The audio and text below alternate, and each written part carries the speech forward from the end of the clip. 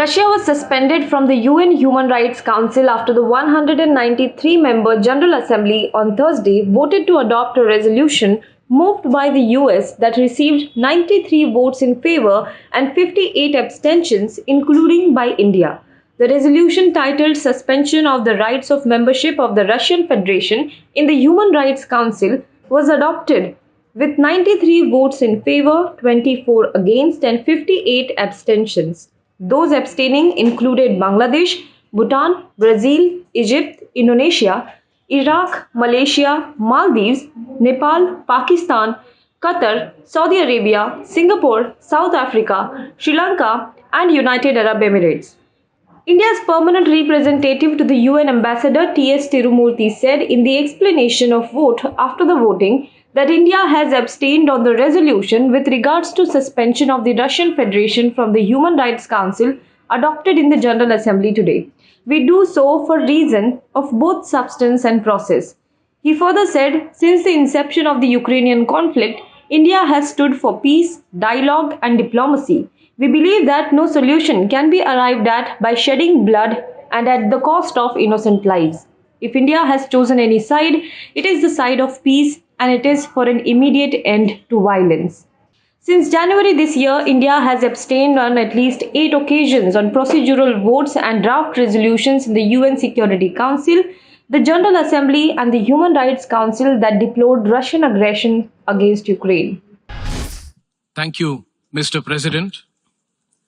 India has abstained on the resolution adopted in the General Assembly today. We do so for reasons of both substance and process. Since the inception of the Ukrainian conflict, India has stood for peace, dialogue, and diplomacy. We believe that no solution can be arrived at by shedding blood and at the cost of innocent lives. If India has chosen any side, it is the side of peace, and it is for an immediate end to violence. We continue to remain deeply concerned at the worsening situation and reiterate our call for end to all hostilities. When innocent human lives are at stake, diplomacy must prevail as the only viable option. Recent reports of civilian killings in Bucha are deeply disturbing.